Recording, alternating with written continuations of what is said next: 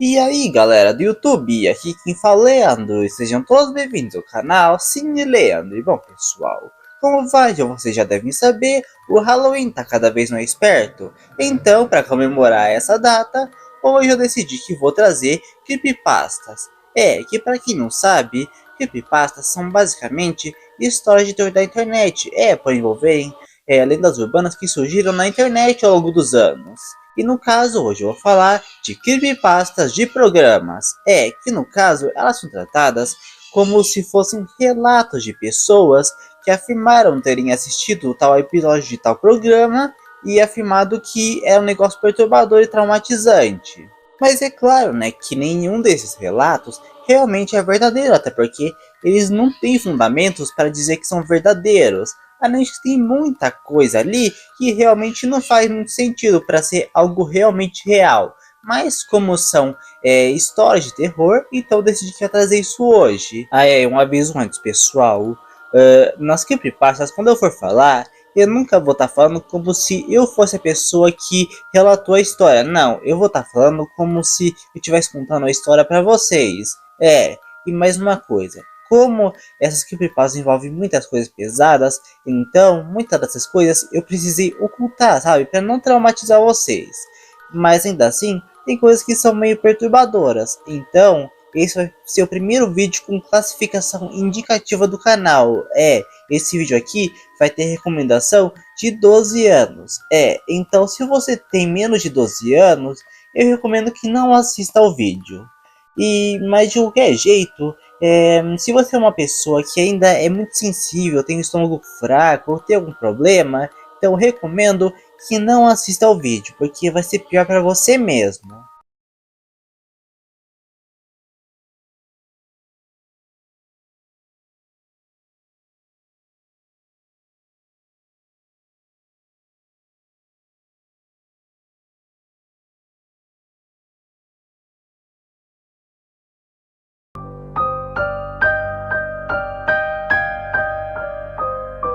O episódio O Afanador de Gasolina de 1943 foi o último da fase Pica-Pau Biruta.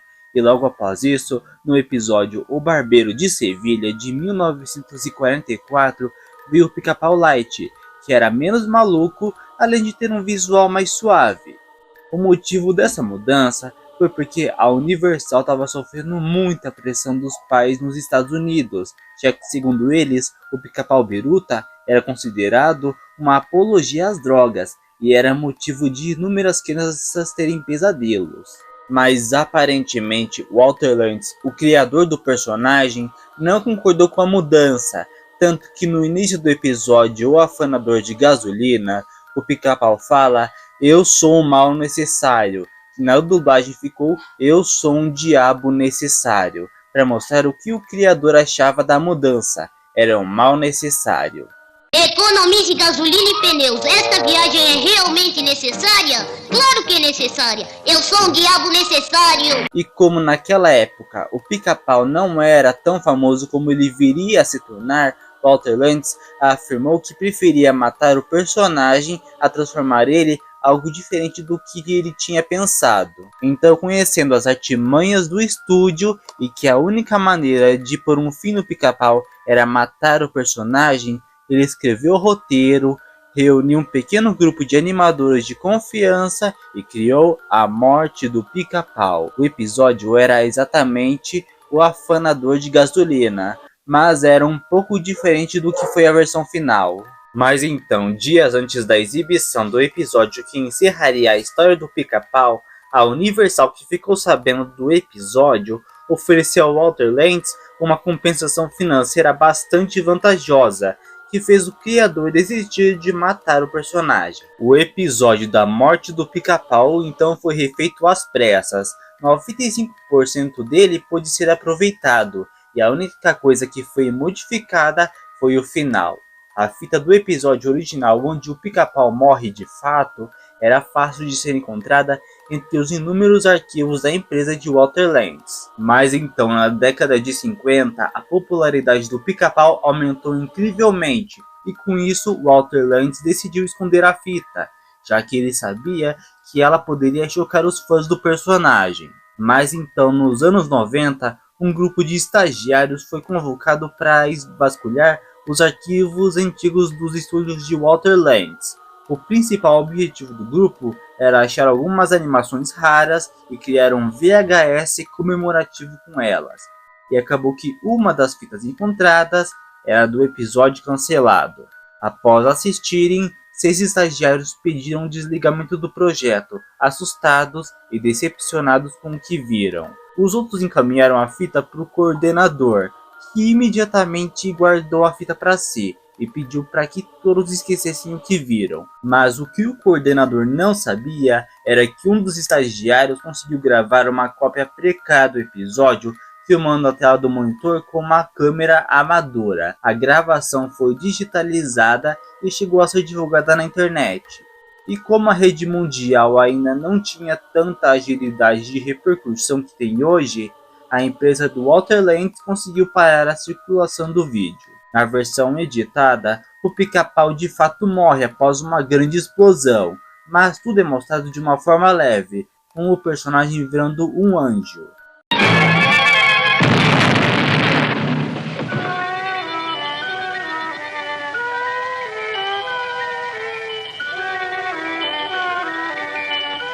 Comissão de racionamento de asas.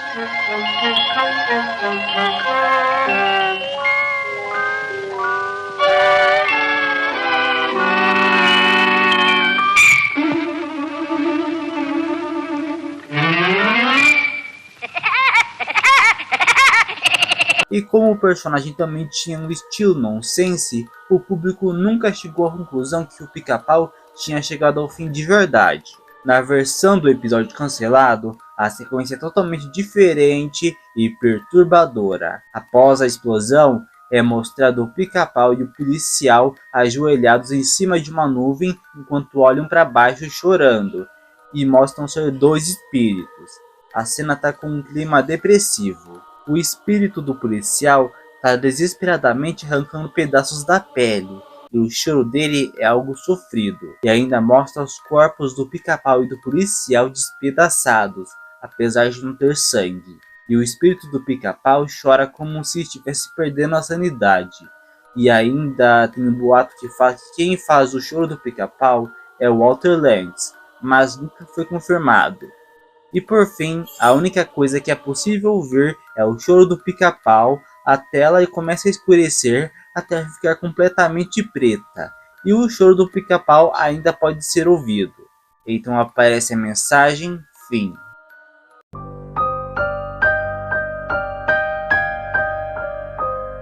Quando Gene Daisy dirigiu os episódios de Tom e Jerry, o público não gostou, afirmando que a qualidade era baixa e o som e a animação eram mal acabados. Então, para não perder o emprego, o Gene fez mais um episódio que poucas pessoas assistiram. O episódio se chama Porão do Tom. Ele começava da seguinte maneira: o dono do Tom, que nessa época era um cara de pavio curto, estava mais puto que o normal, já que ele ficou furioso com o fato do Tom estar dormindo na porta do porão, e ainda proibiu ele de descer lá no porão. Mas o Jerry, que estava meio grotesco, aparece para infernizar o Tom e fazer ele ir até o porão, e como consequência, o dono dá um monte de porrada nele, e quanto mais ele bate, o Tom fica mais machucado, a ponto de sangrar, e ainda fica com uma perna quebrada. Então, não aguentando o sofrimento, o Tom implora para o Jerry ter piedade dele, mas o Jerry simplesmente ri e empurra o Tom em direção ao porão. Então o dono fica furioso e grita com o Tom, mas então o Jerry ataca o dono com uma faca, matando ele. Mas logo após levarem o corpo do dono para o porão, que está cheio de outros corpos, o Jerry fala: "Não acredite nisso", e ataca o Tom pela última vez, o matando. E em seguida, joga o corpo do Tom em cima da pilha de corpos. O episódio termina com o Jerry colocando a placa à venda em frente ao jardim da casa.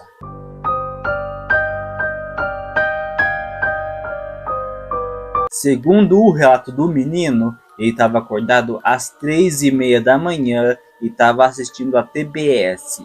Ele estava passeando pelos canais à procura de algo bom para assistir, até que ele se deparou com um novo episódio de Hora de Aventura.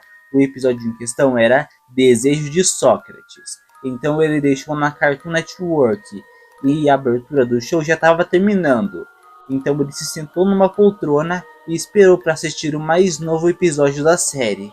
Mas ele acabou não gostando muito, descrevendo que foi tudo extremamente desagradável. O episódio começou no Reino Doce, com o Finn e Jake correndo para as portas principais do castelo. Eles fecham as portas como se estivessem fugindo de algo. Então, segundo o menino, o mordomo Menta foi mordido por algum tipo de dragão que estava ao seu lado, e o sangue esguichava do pescoço do mordomo Menta, e logo o dragão voou para longe. Enquanto a dupla andava pelo castelo, eles se depararam com todos os tipos de cidadãos do Reino Doce mortos, ou apenas sentados e sorrindo ameaçadoramente. Então eles passaram pelo Canelinha, que estava sentado e sorridente, quando de repente ele agarra a perna do Jake e ele ficou completamente marrom e caiu duro no chão. Depois de alguns segundos, o Finn chegou na parte principal do palácio. A princesa Jujuba estava sentada em seu trono e falou: "Ó Finn, obrigado por ter vindo. Todos os meus cidadãos se transformaram em zumbis." Então o Finn falou: "Sem problemas, princesa, mas acabei perdendo o Jake no caminho para cá. Alguma chance de você ajudá-lo?" O áudio se distorce. Então a princesa Jujuba fala: "Finn, não podemos ajudar as pessoas no Japão, podemos?" Finn se aproximou e disse: "No Japão, mas o que?" De repente o trono gira rapidamente, revelando outro trono por trás dele. Nele estava a princesa Jujuba toda esverdeada e com metade de seu corpo faltando. Tudo que restava eram os ossos. Ela pulou em direção ao Finn e mordeu sua cabeça com violência. Muito sangue escorre e Finn cai morto. Então uma música estranha de violino que parecia com a música de abertura do desenho, só que mais lenta, começou a tocar enquanto alguns zumbis carregavam os corpos de Jake e Finn para fora do castelo. Eles jogaram os corpos do penhasco e em seguida comemoraram. De repente, eles voltaram ao normal, mas pararam segundos depois e fixaram para o penhasco sem se moverem. A cena muda para preto. Então um texto branco aparece falando o seguinte: "Este episódio de Hora de Aventura foi retirado do ar pelo governo devido ao seu conteúdo impróprio. Voltaremos em instantes com nossa programação do Cartoon Network. Sentimos muito pelo transtorno." Então, segundo o menino, aquilo foi uma experiência traumática e ele demorou muito tempo para pegar no sono, mas logo quando finalmente dormiu, ele foi acordado pela sua mãe. Era o primeiro dia de aula dele. Pessoal, se vocês estão gostando do vídeo, então já deixem um gostei, se inscrevam no canal e ativem o sininho para não perderem nenhum vídeo novo. Também compartilhem com seus amigos que gostam de cinema, TV e outras coisas. E aproveitem, também me sigam no Instagram, que é @cineleandro, porque por lá tem conteúdo que é exclusivo, como por exemplo, vídeos que eu falo de vez em quando, vídeos onde eu falo de teorias, curiosidades, seja de filme, série, desenho, até postagens também que eu faço em colaboração com outras contas, além de que vocês vão ver um pouco da minha vida pessoal também por lá, então fiquem por dentro.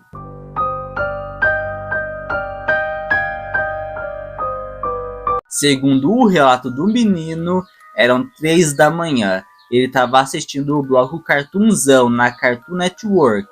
E ele estava morrendo de sono, mas ele estava gostando de assistir Chowder. Logo o bloco foi interrompido e veio a famosa vinheta "Vem Aí", anunciando um episódio especial de Apenas um Show. No título não aparece Apenas um Show, simplesmente aparece o nome do episódio, O Desgaste de Rigby. E logo o menino percebeu que em vez do espaço no fundo, tinha uma imagem distorcida. Então apareceu uma tela preta e ela fica por 5 segundos e logo começa a tocar uma música. Então a música foi interrompida e o episódio começou. O Mordecai estava aparando a grama até que o Pirulito chega chorando e segundo o menino, Ele estava com uma expressão assustadora e estava mal desenhado. O Pirulito fala: "Buá, Mordecai, aconteceu uma coisa terrível." O Mordecai fala: "O que foi, Pirulito?" O Pirulito fala: "Rigby caiu do telhado enquanto ele pintava a parede. Eu vi alguém empurrando ele. Buá, foi horrível." O Mordecai rapidamente largou o aparador de grama e seguiu o Pirulito. Então o Benson aparece. Ele estava furioso, só que mais do que o normal. Ele estava próximo ao Rigby. O Pirulito fala: "Benson, você..." O Benson fala: "Sim, Pirulito." Benson olha para o Pirulito com um sorriso meio macabro e logo o Benson tira uma arma de seu bolso e mira para a cabeça de Rigby. O Benson fala: "Eu dei muito tempo para ele, Pirulito. O Sr. Merritt vai chegar e esta casa tá uma imundícia." Benson atira em Rigby e sangue vai na tela. Pirulito e Mordecai gritam. O Pirulito fala: "Benson, blá!" O Benson fala: "Você é o próximo, Pirulito." Benson olha o Pirulito com uma expressão aterrorizante. O Mordecai grita: "Corre, Pirulito!" Eles correm, mas o Pirulito tropeça e cai. O Benson fala: "Eu te alcancei, Pirulito! Ha ha ha ha!" O Mordecai grita: "Benson, não faz isso!" Benson atira no Pirulito e logo o Mordecai entra e corre para o quarto dele e tranca a porta. Mas o Benson tenta arrombá-la. O Benson fala: "Mordecai, o lobo mau vai te pegar. O porquinho não pode fugir." O Benson tá com uma cara assustadora, tá melado de sangue e seu olho tá vermelho. O Benson fala: "Irei assoprar, assoprar." Então o Benson fuzila a porta e o Mordecai cai morto. Então é mostrado o Benson com um sorriso medonho e ele fala: "Você já viu demais. Vai dormir ou você é o próximo. Ha ha ha ha." O episódio termina com o Sr. Merritt ordenando aos médicos que retirem os corpos dali.